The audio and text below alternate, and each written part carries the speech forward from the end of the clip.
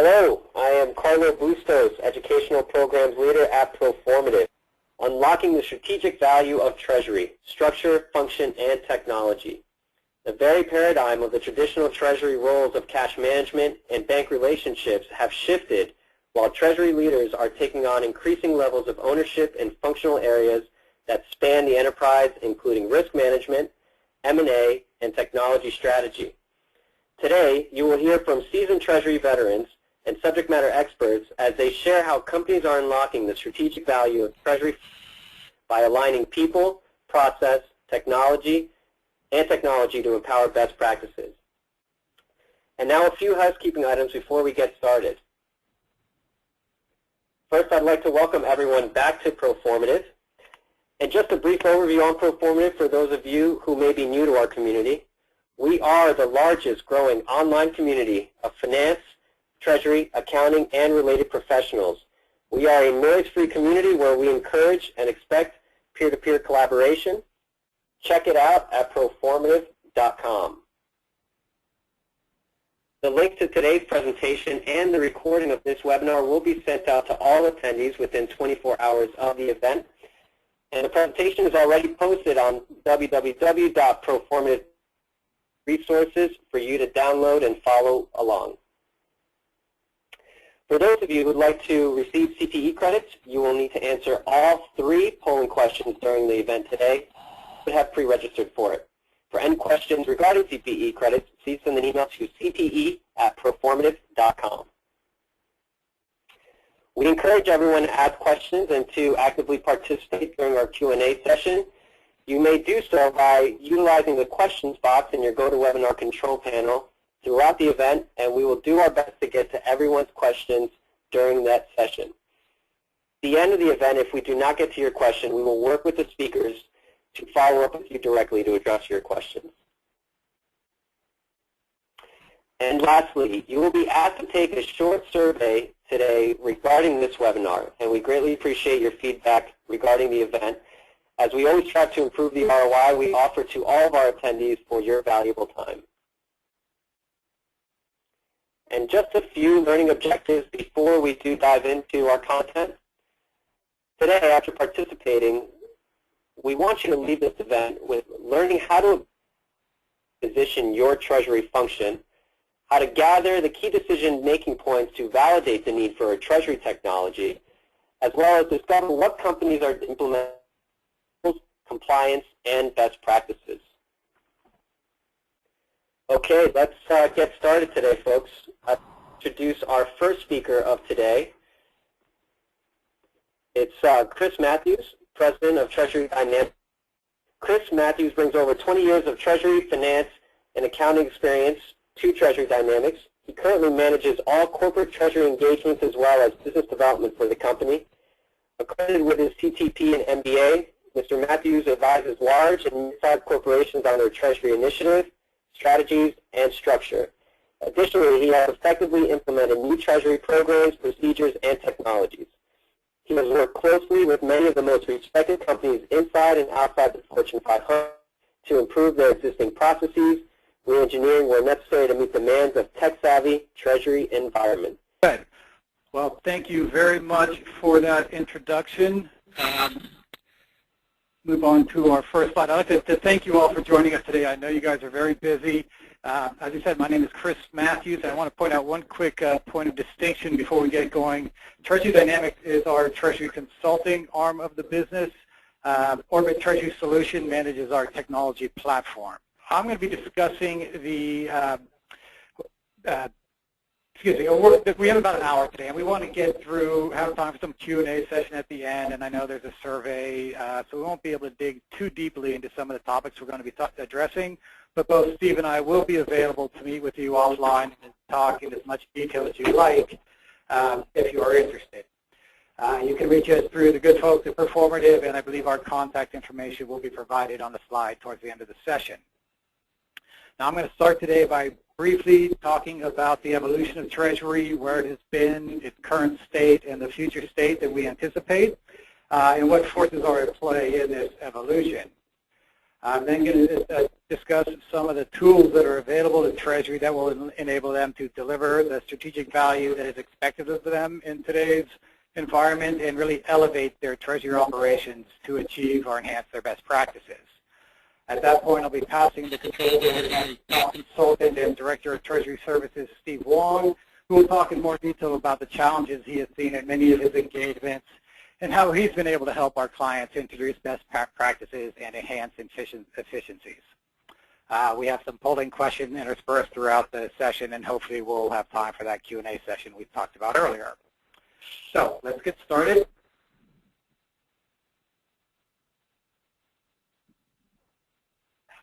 Here is the first slide, and as you can see, tonight's slide depicts the evolution of Treasury since the middle of the last century.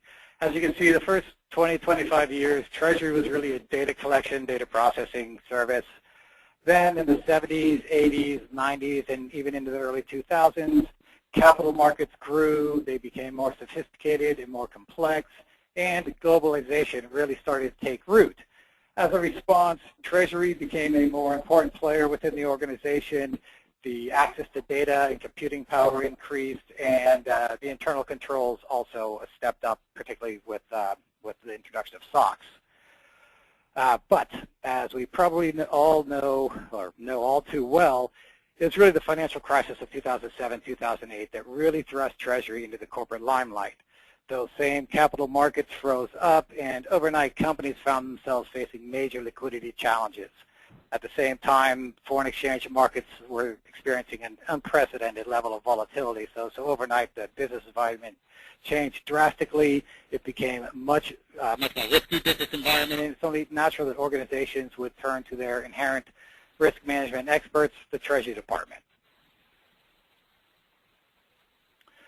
Now, this next slide, it kind of confirms this. It's an AFP survey that confirms the conclusion we just mentioned, that you can see an overwhelming majority of corporations agree that over the past 5 years, Treasury has become a more strategic player, and that this trend is going to continue for the foreseeable future.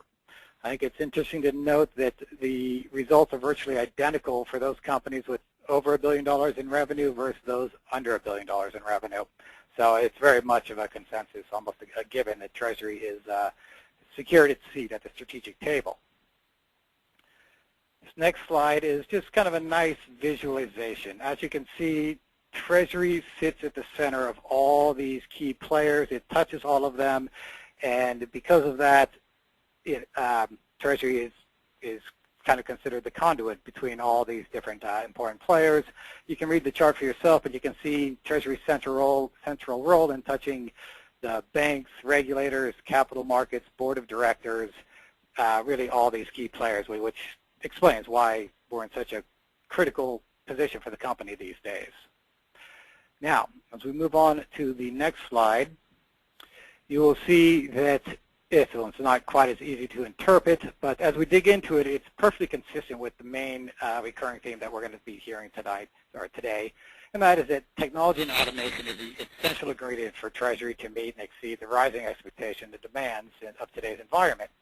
The survey poses the question, what are the 3 most important priorities for improving Treasury performance? Then we see in the leftmost column 4 responses: optimize Treasury processes, integrate more within the company, improve staff expertise, and add or expand services. As we move to the center column, you'll see that it's upgrade Treasury technology, improve connectivity between Treasury systems and external systems, and integrate better with other internal systems. Well, it seems to me that if you're implementing the latest Treasury technology, you should expect your processes will be optimized. If they're not, then you should get on the phone to your solutions provider. But in addition, this technology is, of course, going to be integrating more seamlessly with your existing systems, both internal and external. And your Treasury staff is going to be freed from data entry, redundant efforts, and the manual processes that they may currently be using. They'll be empowered to think, act, and work more strategically, integrate better with the rest of the organization, and they'll have time to expand their services and enhance their skill set. So simply put, implementing the right Treasury technology should address virtually all of these priorities. And this makes sense. It's a little unrealistic to expect Treasury to elevate to the strategic level when it's still bogged down in the manual processes and using the same tools and technology it's been using for the last 20 years. So I believe it is time for our first polling question. There we go. Thank you, Chris. I go ahead and launch our first polling question of 3. And now it's for just a small reminder for all of you who are attending today's webinar. To receive CPE credit, you must take all 3 polling questions in order to receive full credit. But we do urge all participants to answer the polling question as it is statistical in nature, and we will be sharing the results here shortly. Just a couple more seconds before we close this up, and I'm going to go ahead and share the results, which everyone should be seeing here momentarily.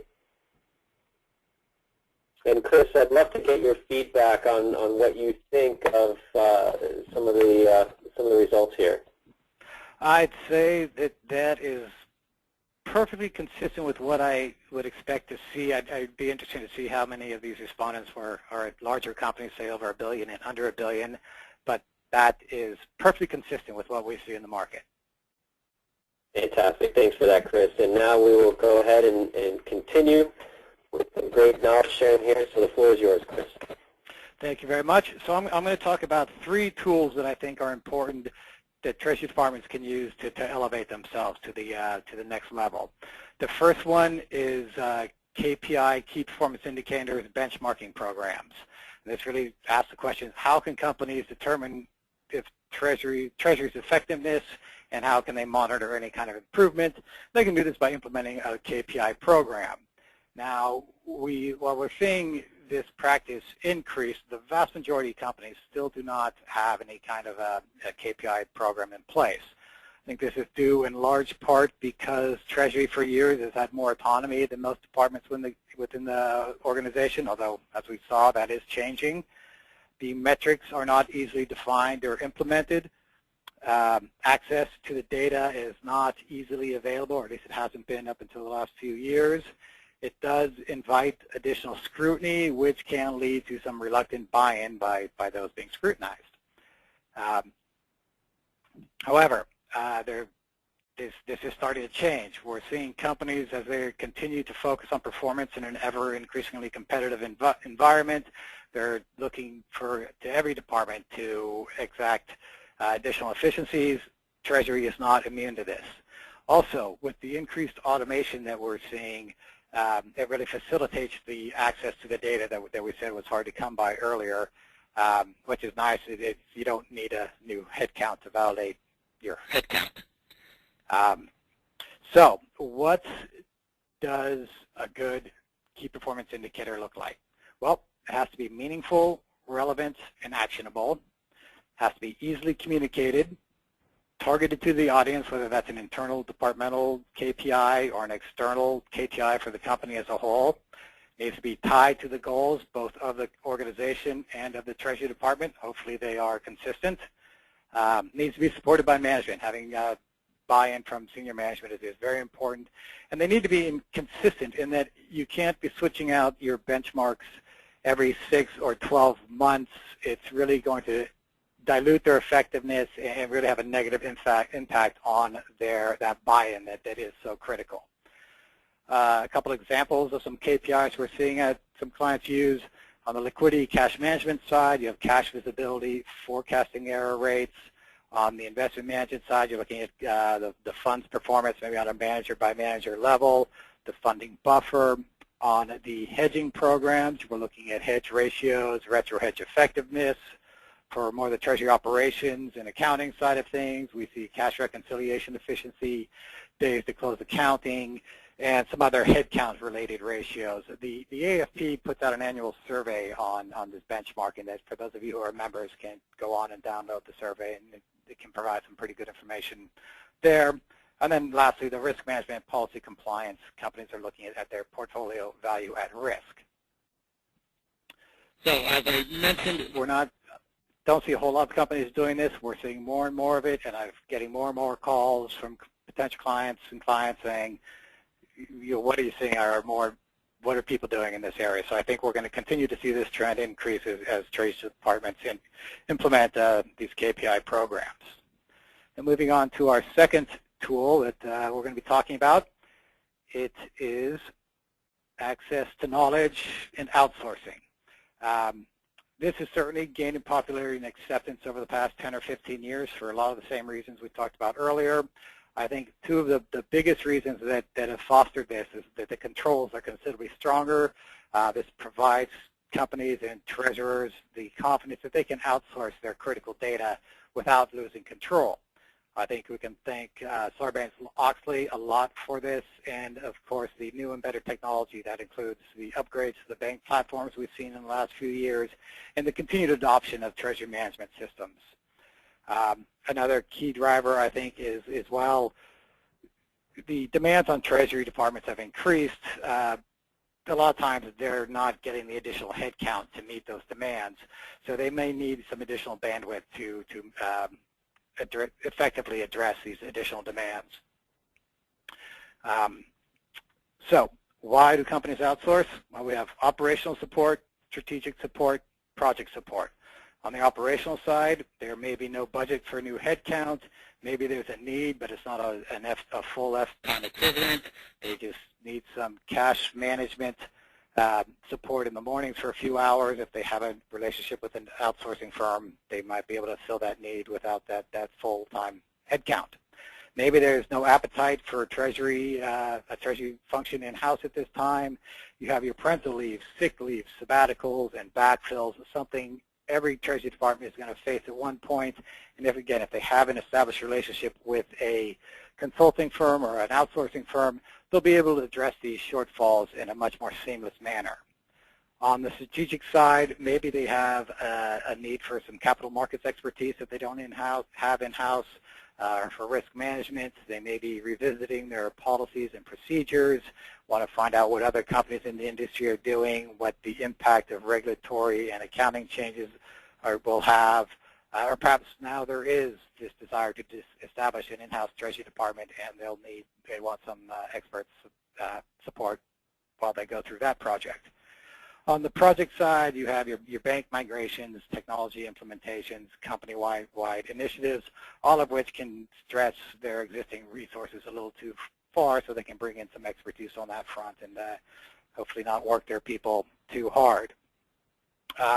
Another thing that I really think our clients appreciate is the peace of mind we offer. Everyone's got to do more with less these days, and again, if you have that established relationship, you kind of have some backup support on an as-needed basis. You can still maintain those controls, and you can reduce those workloads and demands on staff to a reasonable level, and it also helps with your business continuity planning and efforts. So I think for all those reasons, there's very good reasons why people are starting to look at outsourcing a little more. It is important when you do this to strike the right balance between the expertise you want to keep in-house and those you want to you're comfortable outsourcing. So that's something I would consider if you're looking at considering an outsourcing partner. Now to move on to the last topic I'm going to talk about, and that is Treasury Technology. And really what we've seen is the continued adoption of Treasury management systems over the last few years. They're the preferred technologies for corporate Treasury. A lot of this has to do with an over-reliance on spreadsheets. I am the first one to admit I love spreadsheets. I use them every day. They have a role. They're a great tool. But they have some drawbacks. They're prone to errors. They lack security. There's version control issues. There's access issues. We've all seen spreadsheets that may start small and manageable but soon grow into some kind of Excelzilla file. If the person who's managing that monster leaves the firm, you have a significant reverse engineering project on your hand, or you can start the snowballing effect all over. And these risks are they're significant risks. I'm sure we all have stories of, or examples of some horror stories. The one I'm familiar with is an exposure capture issue where companies' foreign exchange exposure capture process included they used spreadsheets for them. The spreadsheet had multiple tabs. Each tab had hundreds, if not thousands, of numbers on it. One sign gets reversed. The company goes long in a currency when it should be short.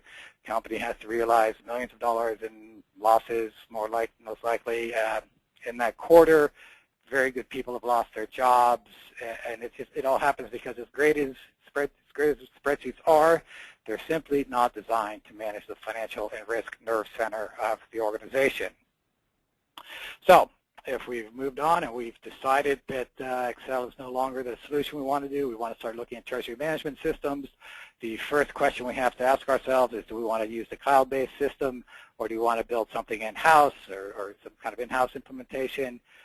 We offer both, but we are seeing much more interest in our cloud product, especially by companies under that $1, $2, $3 billion in revenues.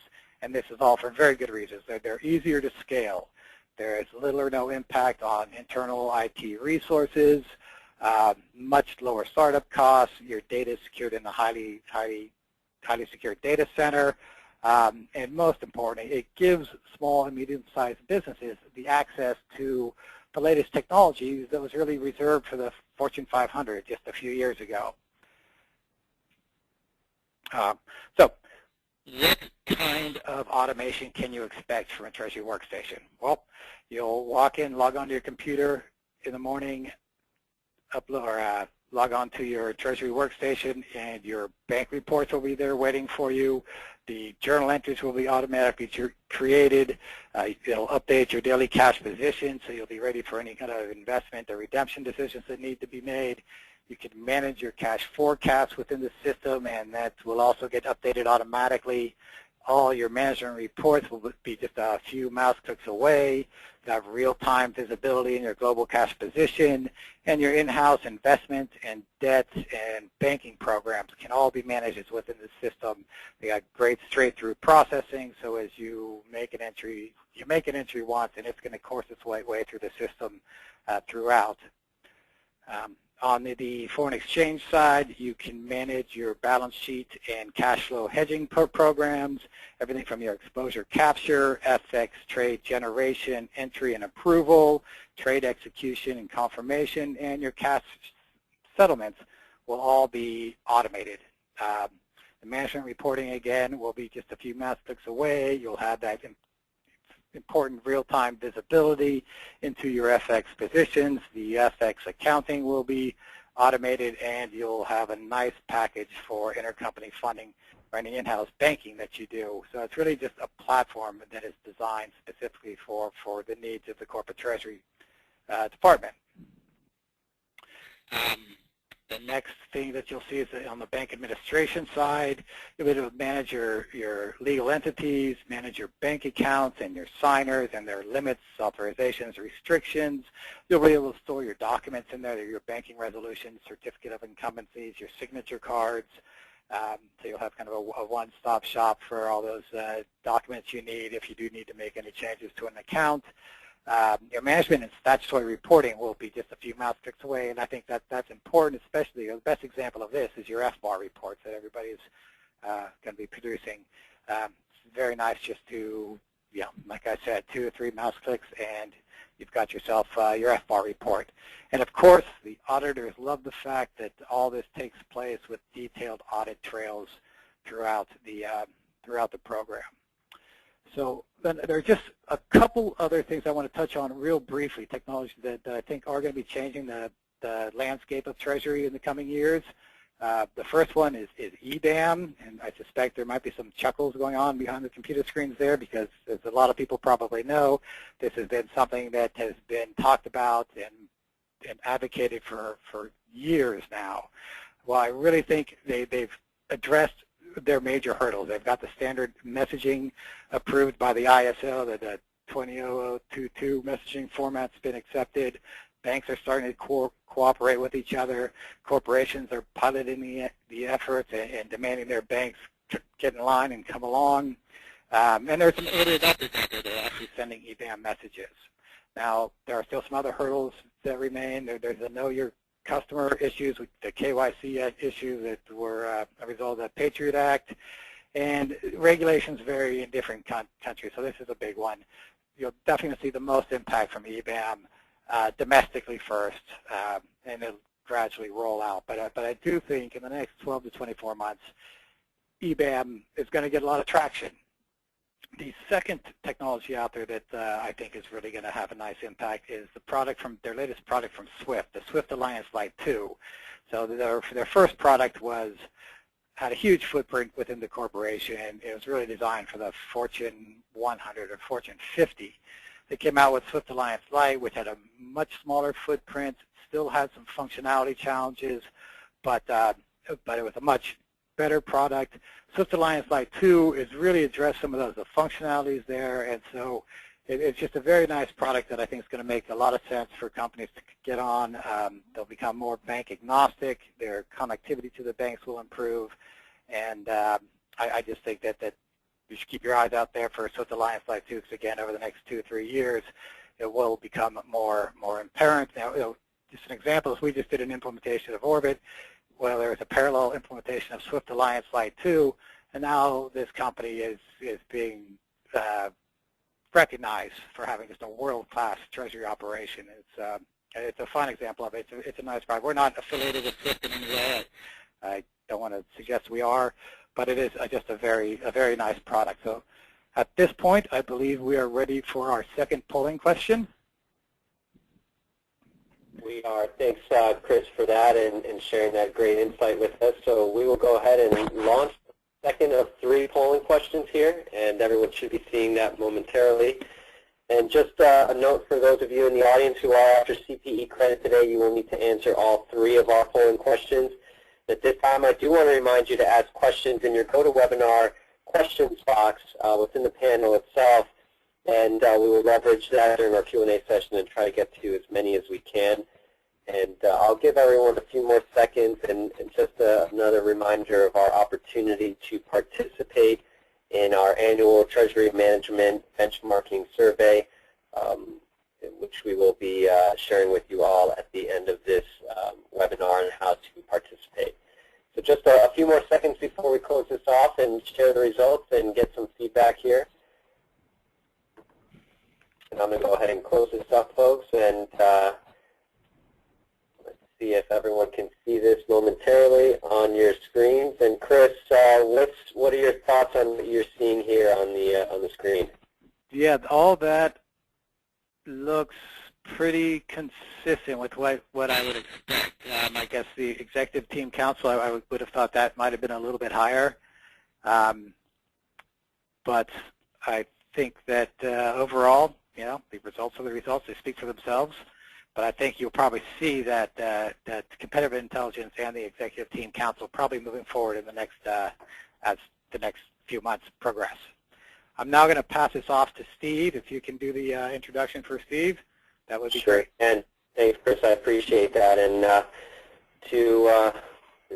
I'd like to introduce Steve to all of you today, who will be our second and last speaker for today. And Steve Wong is the director at Treasury Dynamics, and Steve has over 20 years of domestic and international corporate treasury management experience, with his core competencies including treasury policy formulation, FX and interest rate risk analysis, hedging strategies and products, FAS 133 compliance and hedge accounting developments, as well as internal controls, technology implementations, global banking structures, and worldwide liquidity management. And before joining Treasury Dynamics, Steve was Director of Treasury Operations over at Selectron Corporation, now Flextronics, and responsible for the global Treasury operations, including Treasury centers in Singapore and Amsterdam. And before moving back to California, Mr. Wong was the European Treasury Manager for Dell, based out in the UK, and that really gave him the first-hand experience in international treasury management. And he had originally joined the Texas-based Dell in '95 as a senior foreign exchange analyst, responsible for both the multi-billion-dollar cash flow and balance sheet hedge programs that they had running. Mr. Wong has also earned an MBA in finance from Columbia Business School, and was a master's in accounting from the Leuven Business School at Peace University. He's also a graduate of Westminster University in London with a BA in social science. and he is a member of Miriam Delta Epsilon, the International Honor Society of Economics. So take it away, Steve. Thank you, Carlos, and thank you all for your time, spending time with us today. Again, prior to joining Treasury Dynamics, I was a Treasury practitioner, like many of you in the audience. This presentation is based on my experience, both as a practitioner and a Treasury consultant. I will not be discussing any specific cases, but rather I'll synthesize the real-life cases in order to respect the confidentiality of our clients. So let's take a look at the agenda real quick. I'm going to start off the presentation looking some of the common challenges facing Treasury today. We're not going to have enough time to cover every aspect of Treasury management. Once again, if you're interested in a topic or have any specific questions that I haven't got a chance to cover in this presentation, please feel free to raise your questions during the Q&A session after the presentation, or contact us offline. I'll be happy to share what I know with you. After talking about the challenges, I'll highlight a few issues for each of the topics. I think these issues are the most pertinent issues for many of you. I'll also address the issues by giving you the best practices in that particular area. And then I'll summarize the presentation and give you our closing thoughts. So finally, my objective today is to give you some food for thought, and hopefully there's some valuable ideas you can take away with you. And with that, let's get started. Today's Treasury challenges. One of the challenges facing Treasury is that Treasury is still a silo in a lot of companies. I don't know if it would surprise you, but that's what I have seen in my practice. As Chris noted earlier, Treasury is playing a bigger role within the organization since the financial crisis in 2008. However, many Treasuries still work as a silo, and they tend to fight fires on its own. Now, its second challenge is inadequate policies and procedures. Well, it may sound surprising to you, but I've found that policies and procedures are either missing or are not current. You may think that this is only happening to smaller companies, but I have to say this is not necessarily true. Now, the next challenge is cash forecasting and reporting. We just saw the poll that 93% of the audience says that you are participating in cash forecasting and reporting. So I think it's relevant to the majority of you. Now, cash forecasting and reporting, of course, is a core function of Treasury. And I've seen that there are still a lot we can do to improve in this area. Now, FX management is also a challenge, especially with some companies' legal structure, transaction flows, or their functional currency definition or allocation of responsibilities are really complex.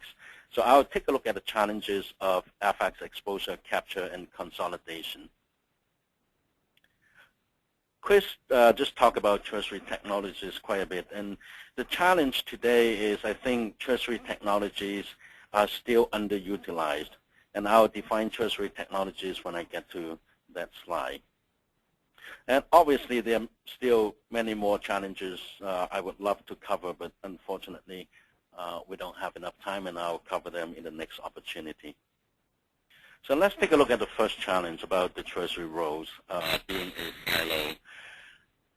And there's no doubt since 2008 financial crisis, we as a profession has taken on an elevated role, especially in liquidity and credit management.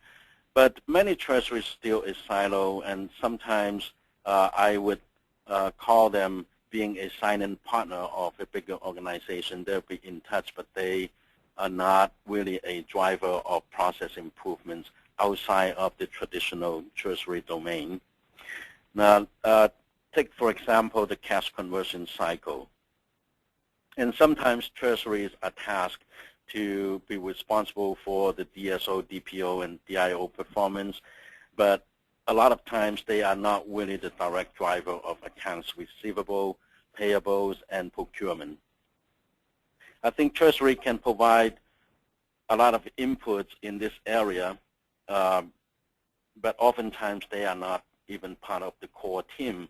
So if, for example, if your company has a payment factory or shared service center, you probably know what I'm saying. Very often the owners of the payment factory or shared service center, they have their own KPIs, and that focus on operational efficiency or quality control and cost. And if you are a silent partner of these functions, you probably miss a huge opportunity to improve your cash flow. In this particular example, for example, if you don't own that function, I think you should try to and become an active partner at least, so that you can optimize the company's overall banking relationship or technology integration or cash forecast, even foreign exchange management and counterparty exposure management. A best practice treasury is very passionate about continuous development of expertise. And I think it should be a learning organization. As the landscape is changing all the time, the best practice treasury proactively manage these changes. So recently, most of the global companies are, for example, are affected by the Dodd-Frank Act and changes in the hedge accounting area. A best practice company would have had a full assessment of the impact on treasury and also on accounting, on their systems and processes. So please always think about the impact of changes beyond the rim of treasury. A best practice treasury also meets the other financial functions like accounting and FP&A and any other critical partners outside of the finance, and they meet on a regular basis. So communication is a key. And most importantly, I think Treasury should all have their regular meetings with the CFO to discuss Treasury initiatives and to obtain management feedback and guidance. The CFO sponsorship is so important, and also it would make sure that Treasury initiatives are aligned with the company's objectives. The next one is policy and procedures. So I just want to mention that I have found that in some cases, policies and procedures are still missing, or sometimes they are not updated. Now, policy and procedures are so fundamental for internal control and SOX compliance, the Dodd-Frank compliance, hedge accounting compliance, and tax compliance. The reason for the lack of policy and procedures sometimes can be frequent changes in their business processes and personnel, and sometimes they have a hard time catching up with the changes. Now, in one case, during my consulting experience, there was a key policy that was missing, and that was just due to limited treasury resources, and that was a billion-dollar company. And I think policies, they have a really important role to play in treasury management. It is not just a writing exercise. And we have to look at policies and procedures as a living and breathing documentation process. And that is the foundation for the treasury governance. And also, it can be a blueprint for treasury management. And based on what I've seen, I can call out a few best practices for your consideration. So in your document, I would suggest that when we define roles and responsibilities, I would define them by the job titles, not by individual names. I've seen documents that actually have the staff's names on it in a policy document. I don't think it's a best practice. And you can actually, if you want to name your staffs, and you can do it in an appendix so that when the staff change, you can simply update the list. Also, in the policy and procedures, because we have this SOX environment, I want to make sure that we identify the key controls in the workflow so that everyone is on the same page. It's not just for SOX control, but also for training so that your staff knows exactly why this particular step is so important. Now, other than policies and procedures, I want to mention one thing, and that is all treasuries needs to keep a real-time list of bank accounts and authorized signers. And I can't stress that enough because I've seen bank account database not being updated in a timely manner, and that kind of make management unease about, or even auditors unease about how we keep track of our most important assets, and that is bank cash. Now, I understand that when you manage dozens and even hundreds of bank accounts worldwide, it can be very challenging, and you should conduct an annual confirmation with your banks to make sure that your list of bank accounts and authorized signers are in sync with what the banks have. Sometimes you have your own record, but the banks may not have the same records as yours. So I think this annual audit is really important. Unless you have EBAM capability, I know it's very time-consuming, but I can tell you that it's well worth the time and effort. I've seen some criminal cases coming out of the fact that the real-time list is not being kept, and somebody took advantage of that.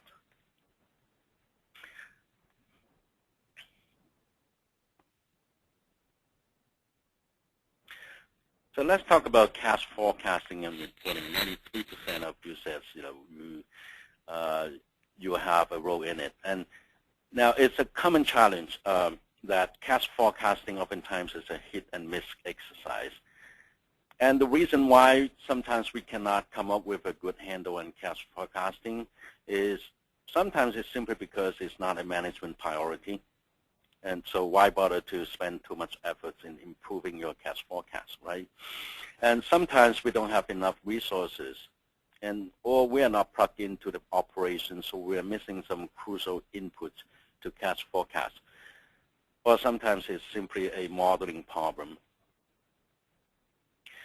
And secondly, other than forecast, for cash reporting, I just want to emphasize that cash reporting should be more than just bank balance reporting. Some companies, they are content with just having a bank balance report and daily cash positioning report. I think cash reporting, we still have a lot of room to improve and to deliver more strategic value. For example, in your cash reporting package, I think you should track your KPI, such as a percentage of interest-bearing bank balances versus your idle cash. And let's say if your company is very active in M&A, you may want to create some reporting to show that, what's the cash available for M&A so that your CFO and your M&A team can have a realistic guidance on how to structure the next deal. In terms of approach, I think we can use a bottom-up approach. The key really is to plug into operations and make good use of all information that's available to you, such as sales and marketing forecasting, capital expenditure plans, the HR hiring plans, or the inventory bill plans and tax plans. And lastly, I think we all should be very serious about looking into forecast variances, and that is the only way you can improve your forecasting. Now let's talk about foreign exchange risk management real quick. The job one of a hedge program really is to identify and quantifying the FX exposures. And if you have multiple business units and geographies to cover, capturing the exposure and consolidating them would be a huge challenge.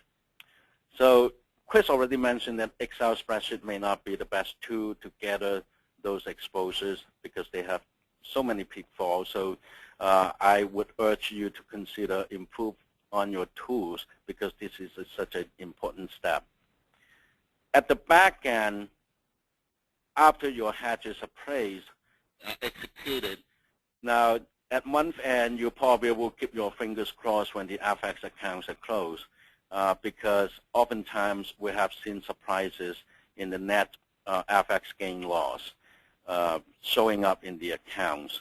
And I think it's very important for Treasury to really understand the accounting process. And it's not enough to just know something like, FAST 52 assets, monetary assets and liabilities are we measure at month-end rate and so on and so forth. I think it's just too high level.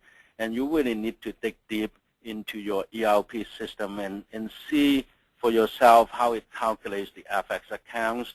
For example, what accounts are reversed and why, and so on and so forth. Otherwise, you may get thrown off by the hedge results.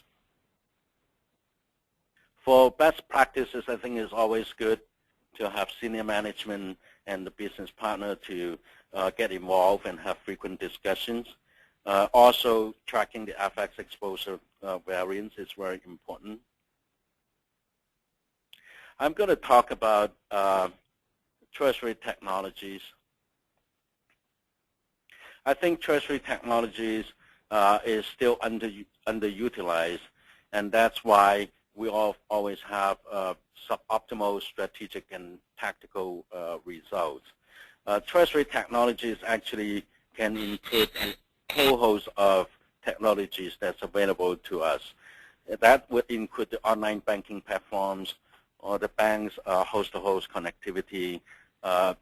Chris just mentioned the SWIFT.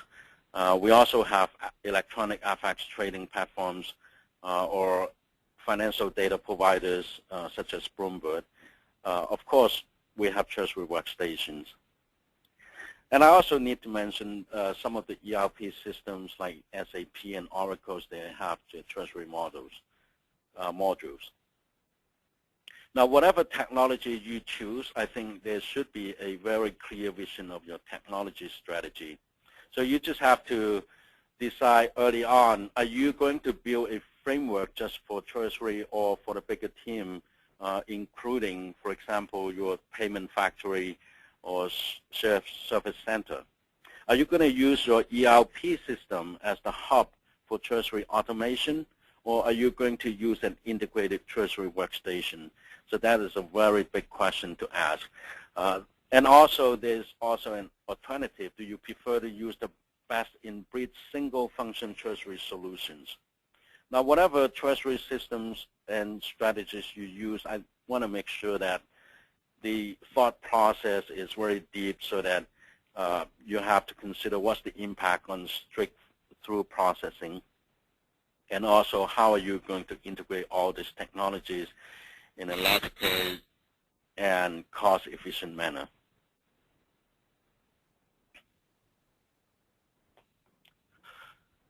So we are almost done. Let's talk about, just to recap on the Treasury, what are the channels that Treasury can deliver strategic values. I think, first of all, you need to have a mentality to become a strategic partner, be active, and get involved in a bigger organization. Senior management sponsorship is very important for Treasury development. And also, you need to tighten up controls and compliance. You need to excel, no pun intended here. You need to excel in cash forecasting and reporting. And you need to see clearly how and where your foreign exchange or financial risk is exposed. And also, you need to right-size the Treasury Technologies for your company. So before I wrap up the presentation, let's have some recap on our closing thoughts, and that would include Chris' part of the presentation. Number one, I think Treasury is expected to deliver strategic value. Not only that they're doing that, but they are expected to do that. And there's some key resources in delivering these values, including performance metrics and KPIs, Treasury management systems, and also need to think about how to develop your treasury expertise. We also need to deliver value by proper alignment of your own staff, resources, expertise, and knowledge. Also, on the process side, you need to manage operational efficiencies, risk, rewards, and compliance. A lot of opportunity in technology. So I think Chris already mentioned that smaller companies nowadays have a level ground to compete with the larger companies in treasury solutions. With that, I would conclude this presentation. And Carlos? Thank you, Steve and Chris, both of you guys, for sharing your time and your insights today with our community, and we truly appreciate it. And folks, for whoever wants to contact Chris and Steve, you will have that option. Their contact info is up on your screen, but you also have the option to, with a click of your mouse, ask in our post-event survey. So just in looking at time here, gentlemen, and trying to keep us honest here, to let take a few minutes to also participate in our annual Treasury Management benchmark survey at the event here. We're just going to try to keep it to one question, and I'm going to try to keep this as simple as possible. And in light of what you guys have been talking about on the strategic value of Treasury, and I think a lot of folks in just finance, how do they evolve and continue to drive strategic value as a finance function and accounting function? I want to ask a similar question I've seen a lot, in that realm, and I guess it's more around the adoption of what we now call the cloud-based, technology platform. But, Chris or Steve, if you guys can just give us 30 seconds on what you're seeing companies do in the sense of adopting a cloud-based treasury management solution, and what does that average size company look like? Yeah, thank you, Carlo. I think the cloud-based treasury management systems is getting more and more popular in the last few years because it is a very nice technological platform to launch and integrated solutions. And I think cloud-based TMS actually is being used by all companies of all size, but it's getting more popular in the small to medium market companies because typically they don't have enough IT resources to maintain an in-house treasury workstation.